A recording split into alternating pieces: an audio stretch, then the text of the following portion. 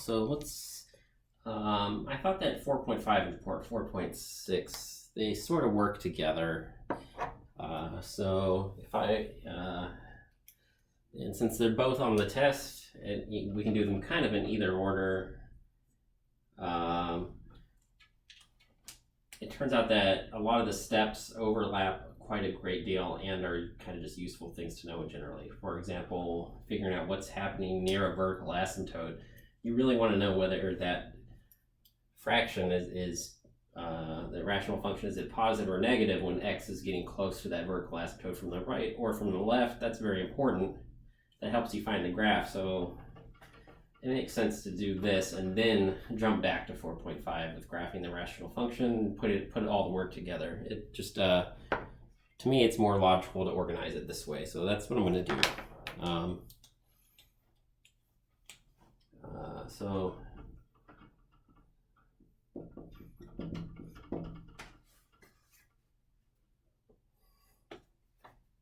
I'm going to combine.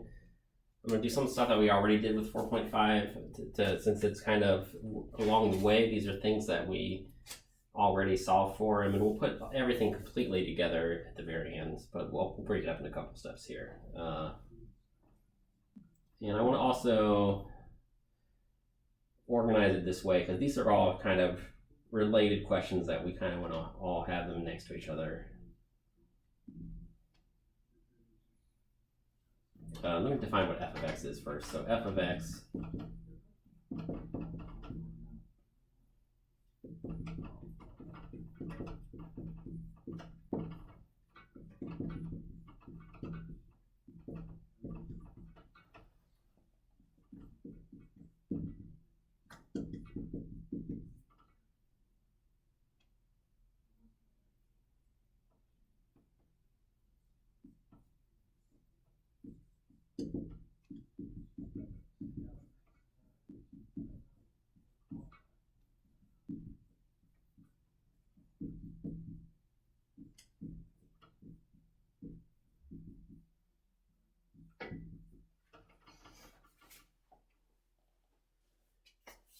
Okay, so some of these are slightly redundant, but it is a little bit of critical thinking to put the different pieces together so that they're all working in harmony.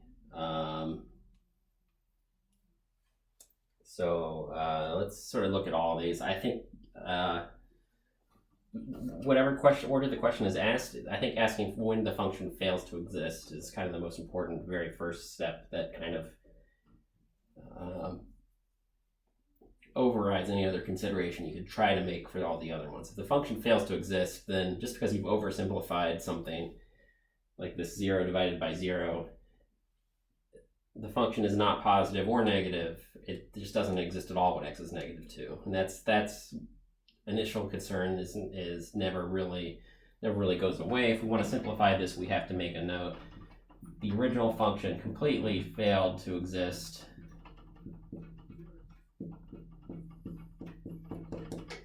when x was equal to -2. So we wanted to cancel this and this, and we can do that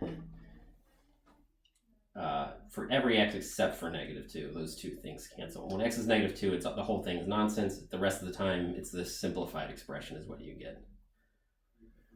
So, well, what do we have? Well, we still have this other thing in the denominator. So f of x fails to exist when x is -2.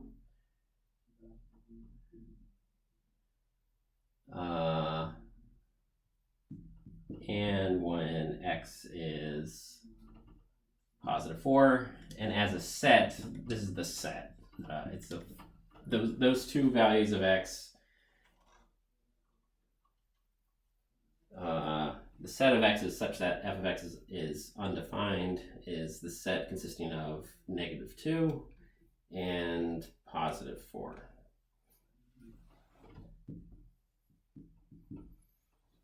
Okay, so when is the function equal to 0? Well, not when x is -2. The numerator is 0, but it's 0 divided by 0, which is nonsense, but these other two. So now when x is +2 and x is -3. So the solution set to the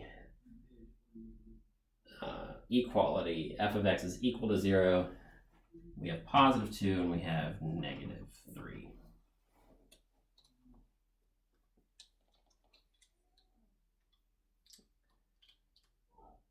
And what else can we say here? Let's see.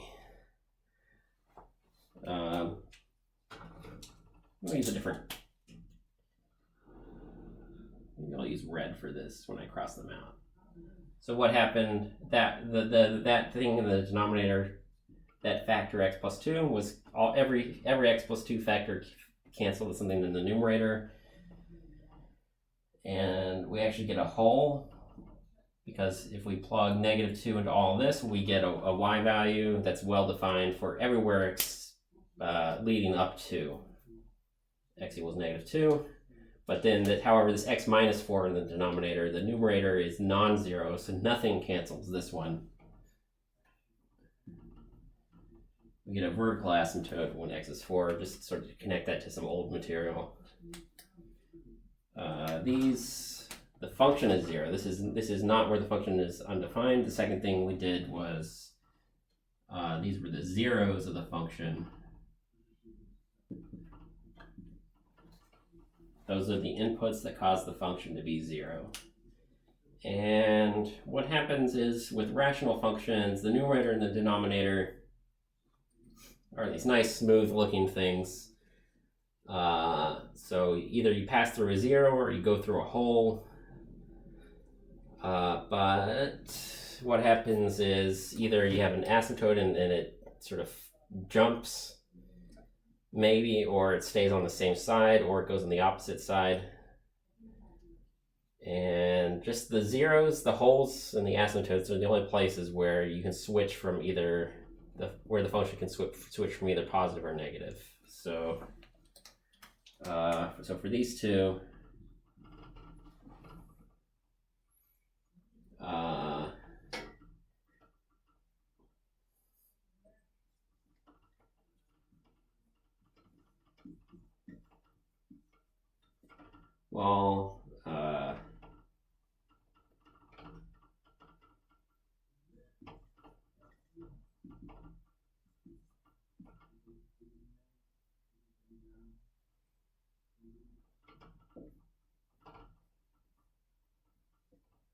So we can only change from plus to minus or from minus to plus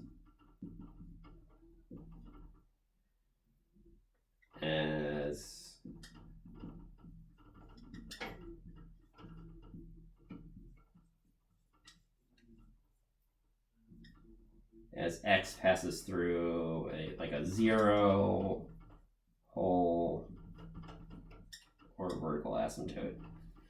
So if you solve these two questions, those are the endpoints, and then whether or not the rational function is positive or negative, it behaves exactly one way or the other for the entire interval in between. So it's like you plot your zeros, your holes, and your asymptotes. All of those, you collect them all together, put them on a number line.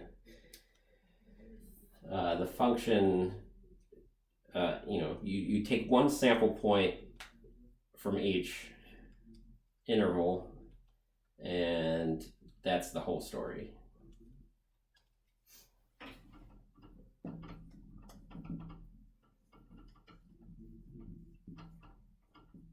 So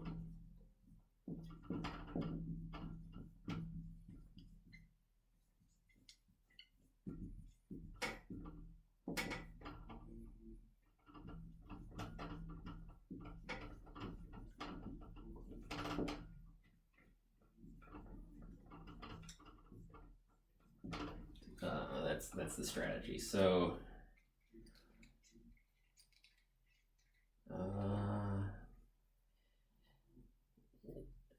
this sort of, I want to move this up just a little bit, so I'm gonna have to flip it over. Let me just check that I've written everything down.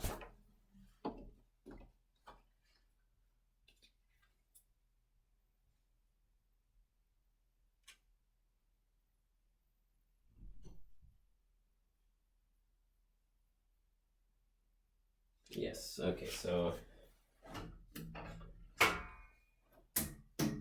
So I'm going to write down the function and what we're solving for with it. So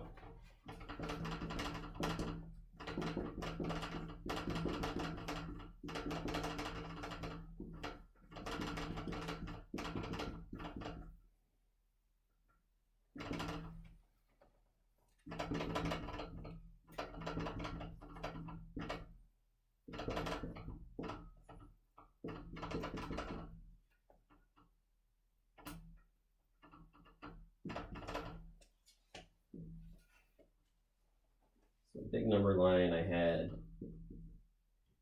-2. We already said that this was a whole. We had -3. That's the point of interest because it's a 0 of the function. Then we had +2 and +4.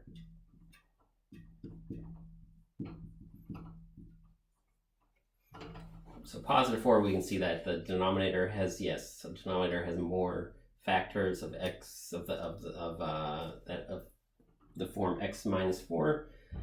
So the x for a 0 in the denominator makes it a vertical asymptote. This one's a whole because you're not dividing by 0 anymore, not after you cancel the extra factors, but it's still a whole because the original function was undefined. The numerator was 0, the denominator is not 0, so this is legitimate 0 of the function that x equals -3, and x equals +2 was also a 0.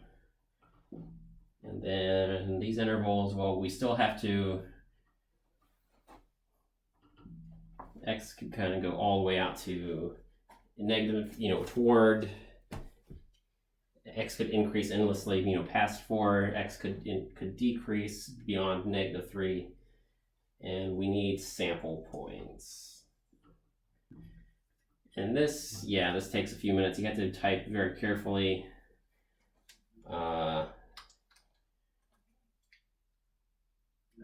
If you've done the algebra properly, you can use this expression as long as you're within the actual domain. And your sample points are here. So here's x equals -4. I could choose -2.5.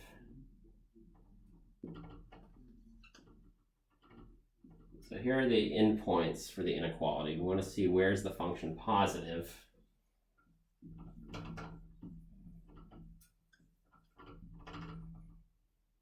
And we want to solve this one.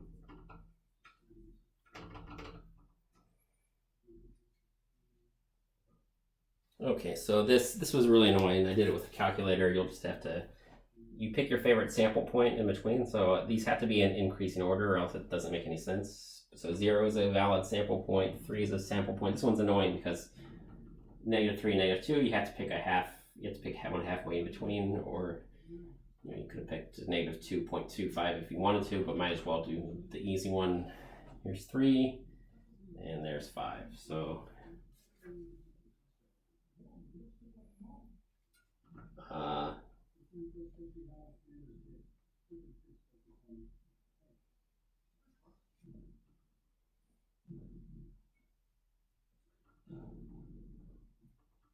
here's x, and if I write right above that, if I write what f of x is, then f of -4 ends up being -0.75. This one ends up being positive 0.346 something or other. This one ends up being positive exactly 1.5.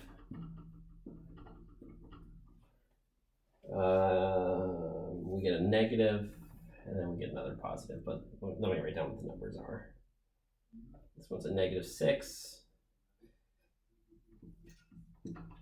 Plug in a 5, you'll get a positive 24.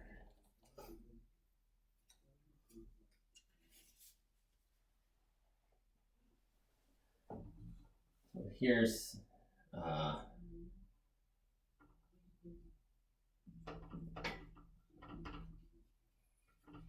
so where is f of x positive? Well, we have the interval not exactly at -3, but starting at -3, minus 2 is not in the domain. And then minus 2 all the way up to positive 2. Positive, positive within this interval between the whole and the 0. And so at the 0, it's equal to 0. It's not greater than 0. The function is equal to 0. And then the function is positive again from starting at, here are the endpoints. We have this vertical asymptote where it's positive. And we go out to infinity. So f of x is negative. When does that happen? Well, we have to start from scratch here.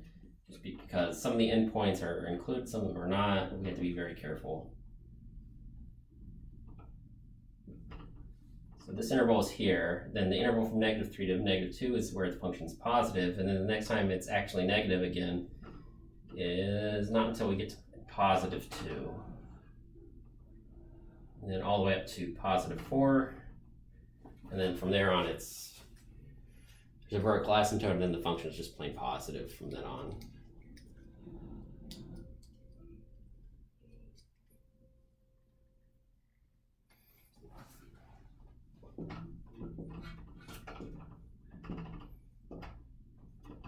And these, well, you have to be a little bit careful. What I did is, I think this is a very nice step. I set up the number line with the zeros in the places where the function is undefined. And, well, for strict inequality, you know that those endpoints, the zeros, the wholes, and the asymptotes, the function is neither positive nor negative for any of them. But for the greater than or equal to 0, we have to look for this one suddenly gets included. Let's maybe use a color for that. All right, that one's a 0. That one's a 0. The other ones are, no, the function is not exactly equal to 0. It's not exactly equal to anything. The function is undefined here. The function is undefined here. So where do we have that? We have -3. That one we include. The function is greater than or equal to 0 because it's equal at that endpoint. And -2, positive 2 is suddenly special. Yes, that's equal is because we're solving this inequality now. The greater than or equal to, well, equals is equals. So at exactly at the endpoint, that's a 0, so the function is equal to 0. But then at 4, that's a vertical asymptote. So open parentheses, the function is not equal to 0. The function is blowing up at x equals 4. And then here, so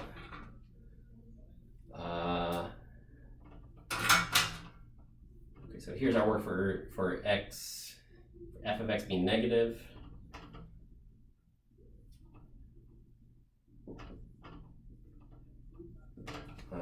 But what do we have? This one's actually equal to, the function is actually equal to 0 at -3. So f of x less than or equal to 0. X equals -3 does get included. X equals positive 2 does get included. 4 does not belong to the set where f of x is strictly negative because 4 is a vertical is an x value with a vertical asymptote.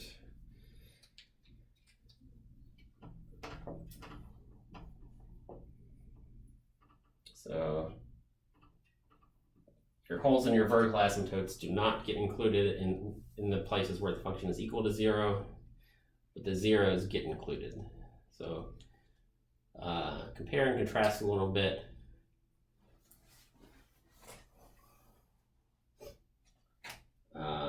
And then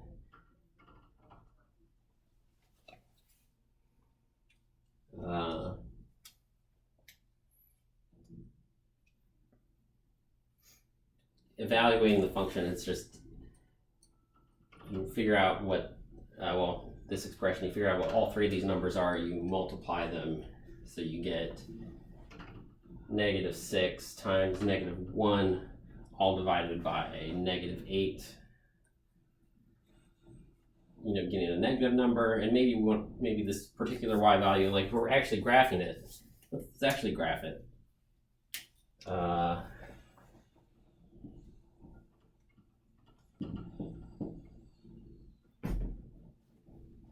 Okay, so we're gonna have to go all the way up to positive 24. We don't have to go down. We only have to go down to -6. So here's -6.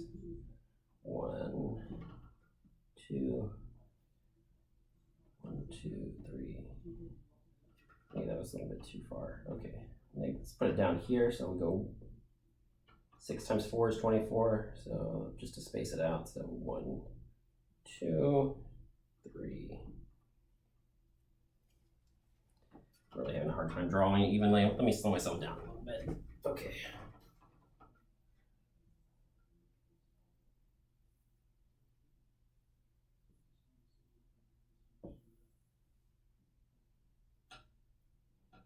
So 1, 2, 3, 4, something like that. And that really large value happens when 1, 2, 3, 4, when x is 5.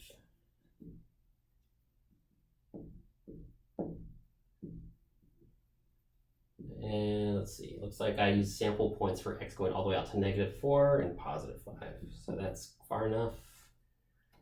All right, the sample points. So we have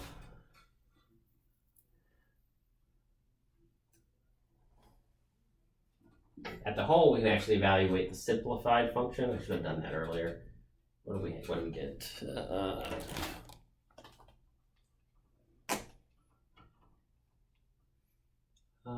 We get -4 times +1, all that divided by -6, so -2/3.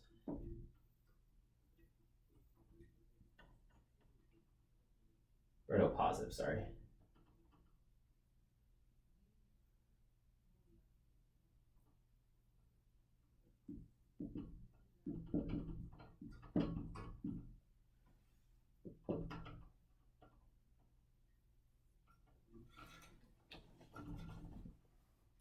Positive at x equals 2, you have a closed dot because that's a 0 of the function, of the actual function.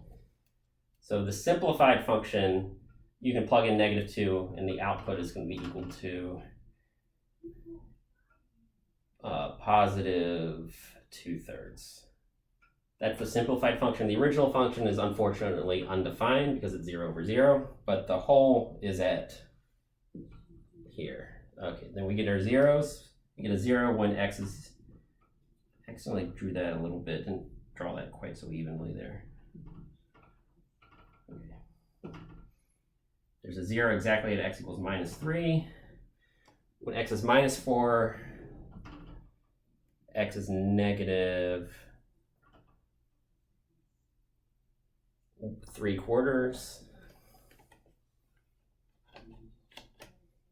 We have the vertical asymptote at x equals 4.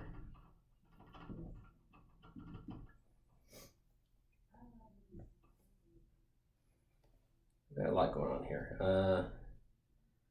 No other vertical asymptotes. I use x equals 0. That one's important because that's the y-intercept. So that one's a nice thing to have.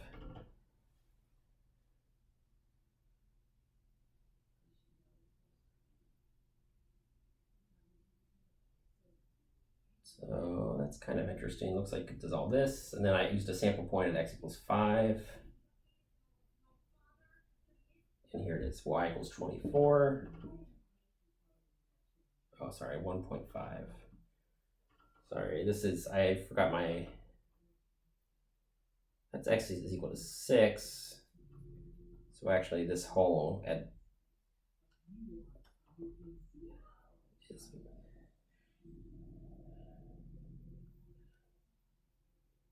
-2.5 is like,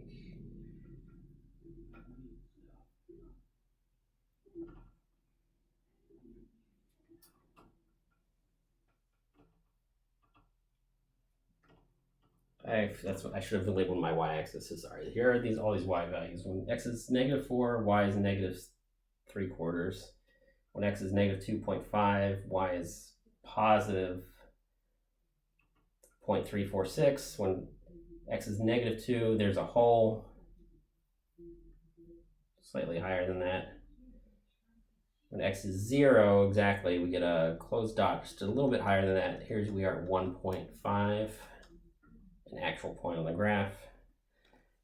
Finally, when we go all the way to x equals 2, we're at the other 0. So it goes up and then it goes down again.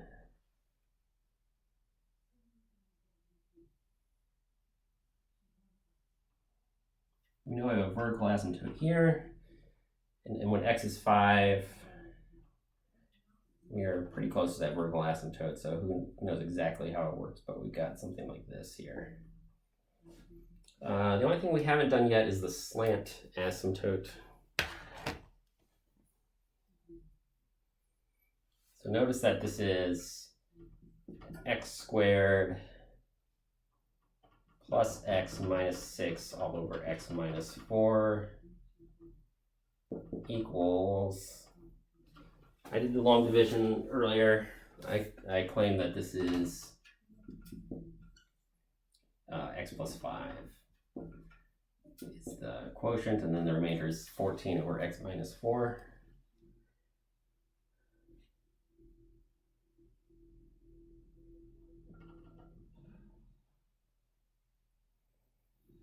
So x plus 5 is a diagonal line that will look kind of like, if the slope is 1, well, the y-axis scale is like this. So x plus 5, here's 5 for the diagonal line. But the point is, if I want to go up by just 1, then I only go up like this much. Here's 5 and there's 6. And if x increases by 1, I'm here. And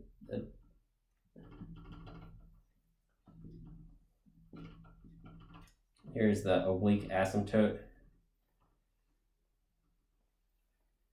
And this oblique asymptote kind of agrees with what we saw before, that these sample points were all kind of close together, like that.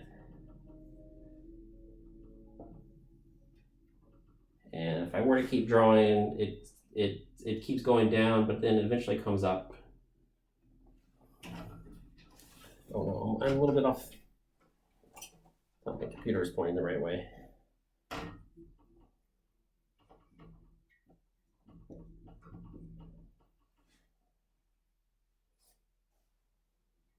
So now you can see that. So the oblique asymptote is x plus 5.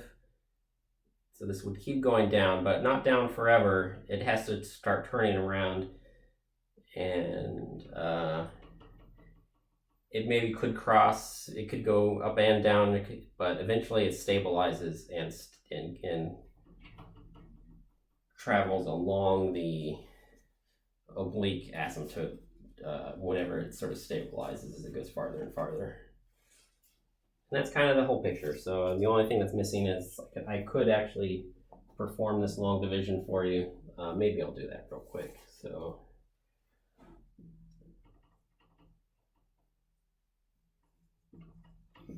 I claim that I did this, and what do I do with that result? I just drew the picture. Let's just actually do the long division real quick.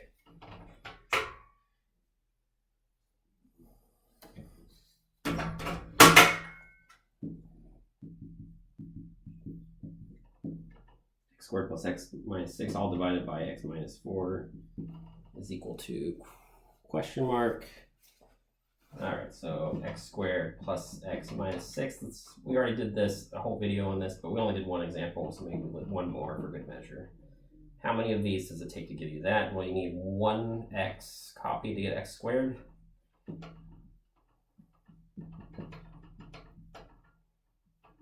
So x of these account is what you need to get x squared, but then you subtract.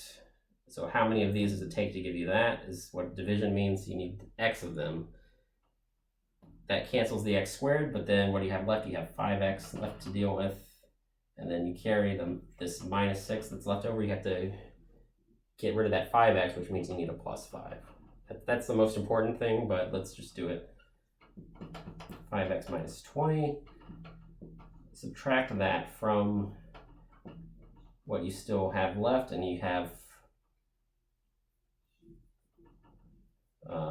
plus, so positive 20, you have a remainder of 14.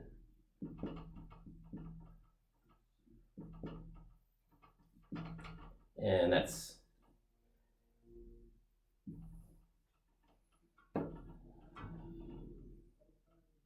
what I said on the other side of the dry erase board. So that's kind of it. All right, so I think that's about all I wanted to say about graphing. And I hopefully I demonstrated. We did a lot of work to well, how do we know what happens at those vertical asymptotes? We basically had to solve the inequalities, and we needed some sample points to get a good graph. And since all that kind of goes together, I sort of combined these two topics into one topic. And that's if you're actually graphing a rational function, that's kind of covers all of your bases, and that's what I wanted to say here. I think at this point we've done basically everything we needed to do. Anytime you see a problem, just sort of follow all the instructions, and if there's one extra thing that we want you to include, like a sample point, just go ahead and apply whatever knowledge you got from that section or a related one, and I think we've got it all covered. There's one other topic. If for some reason I don't ask you to graph it, but I do ask you to just solve the inequality, that's a smaller problem. You don't have as many things that you have to do, and there's a little bit of a shortcut. And I'll talk about that, but I'll do it separately. So just one more short video, and I think we're done with these two. So those were pretty long. If you made it this far, then that's good. You're staying on top of things.